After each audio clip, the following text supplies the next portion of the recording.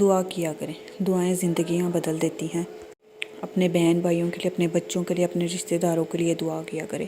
نہ جانے کون سی قبولیت کی گھڑی اور ہماری زندگیاں سنور جائیں.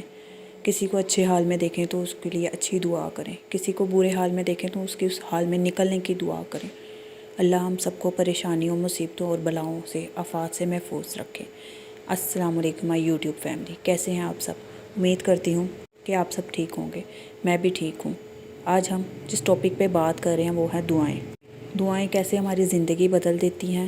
جب ہم ان دعاؤں کو پڑھنا شروع کرتے ہیں تو ہمیں خود ہی اندازہ ہو جاتا ہے. یہ چھوٹی چھوٹی دعائیں ہماری زندگی میں اتنی اہمیت رکھتی ہیں کہ جب ان کو ہم لگاتار اپنی زندگی میں پڑھتے ہیں نا تو ہمیں بہت سی آسانیاں میسر آتی ہیں. چھوٹی چھوٹی دعاؤں کو اپنی زندگی کا حصہ بنائیں. نماز پڑھیے، 5 سے 10 منٹ لگتے ہیں دعاؤں کو پڑھنے میں. دعائیں پڑھتے رہیں. چھوٹی چھوٹی دعائیں پڑھنے سے بہت فائدہ حاصل ہوتا ہے. آج کا ہمارا ٹاپک بھی ہے دعاؤں پہ. میں اس ویڈیو میں آپ کو 3 دعائیں ایسی بتاؤں گی جن کو اگر آپ اپنی زندگی کا حصہ بنا لیں تو یقین جانیں کہ آپ بڑی سے بڑی پریشانی میں سے بھی نکل جائیں گی. شروع میں جب میں نے بھی اپنی زندگی کو، ان دعاؤں کو اپنی زندگی کا حصہ بنایا، میں نے بھی اپنی زندگی میں آہستہ آہستہ بہت سی چیزیں، بہت سے حالات، واقعات بدلتے دیکھے. چلیں کرتے ہیں اپنی ویڈیو کا آغاز. سب سے پہلے جو دعا ہے وہ میں آپ کو بتا رہی ہوں، وہ ہے سبحان اللہ و بحمدہ سبحان اللہ العظیم. اگر آپ اس تسبیح کو اپنی زندگی کا حصہ بناتی ہیں نا، خاص طور پہ فجر کی نماز کے بعد پڑھنے کا، تو آپ بہت جلد اپنے حالات بدلتے ہوئے دیکھیں گے. ایک بار ایک صحابی رسول پاک صلی اللہ علیہ وسلم کے پاس تشریف لائے اور کہا، یا رسول اللہ میں بہت پریشان ہوں، تنگ دست ہوں. تو رسول پاک صلی اللہ علیہ وسلم نے ان کو فرمایا کہ یہ والی تسبیح پڑھو، سبحان اللہ و بحمدہ سبحان اللہ العظیم استغفر اللہ، اور سورج نکلنے سے پہلے پڑھو. پھر دوبارہ صحابی رسول پاک صلی اللہ علیہ وسلم کے پاس تشریف لائے اور فرمایا کہ رسول اللہ میرا سارا قرض بھی اتر گیا ہے اور میرے حالات بھی اچھے ہو گئے ہیں. اتنی یہ بابرکت تسبیح ہے.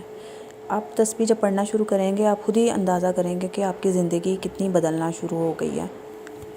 دوسری تسبیح جو ہے وہ ہے استغفار. استغفر اللہ ربی من کل ذنب و اتوب الیہ استغفر اللہ و اتوب الیہ. جو بھی آپ کی زبان پہ آسانی سے جاری ہو جائے آپ وہ استغفار پڑھیں. ہر نماز کے بعد معمول بنا لیں ایک تسبیح پڑھنے کا، نہیں تو اٹھتے بیٹھتے چلتے پھرتے اس تسبیح کو پڑھیں.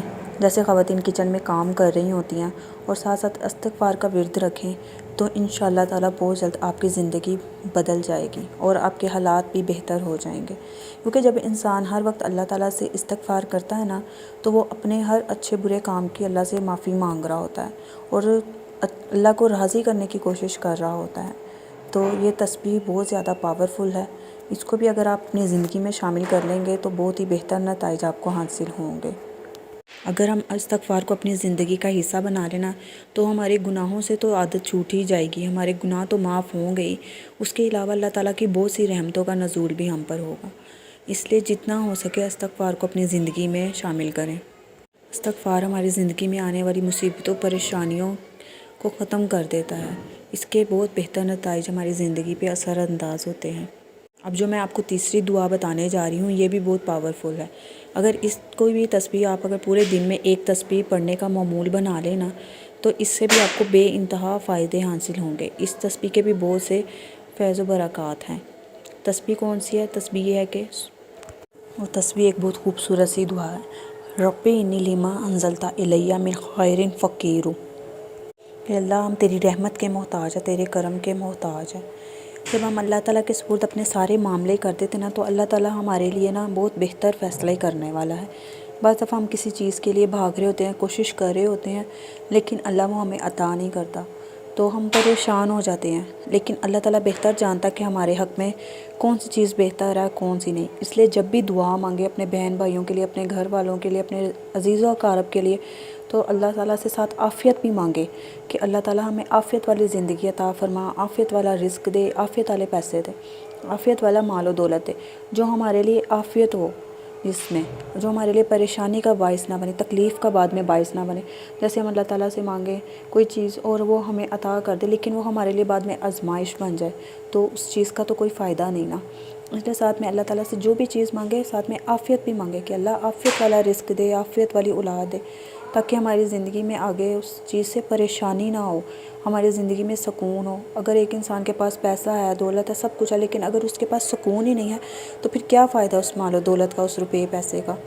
تو ساتھ ساتھ اللہ تعالیٰ سے اپنی زندگی میں سکون بھی مانگے، خیر و برکت بھی مانگے۔ پیسہ ہے، برکت نہیں ہے تو اللہ تعالیٰ سے ساتھ ساتھ اپنی زندگی میں خیر و برکت بھی مانگے کہ اللہ ہمیں خیر والی زندگی دے، برکت والی زندگی دے، ہمارے سارے معاملے عافیت والے کر۔ اللہ تیرے سپرد ہم نے اپنے ہر معاملہ کیا، تمہارے لیے آسانیاں کر، بہتریاں کر۔ امید کرتی ہوں کہ آپ کو میری آج کی ویڈیو پسند آئی ہوگی۔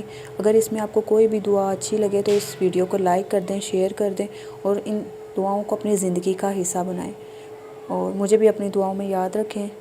اگر آپ کو ویڈیو اچھی لگی ہو تو لائک کریں، سبسکرائب کر دیں میرے چینل کو، تاکہ آپ کو ایسی اچھی ویڈیو ملتی رہیں۔ ملتے ہیں ایک نئی ویڈیو کے ساتھ، تب تک کے لیے اللہ حافظ۔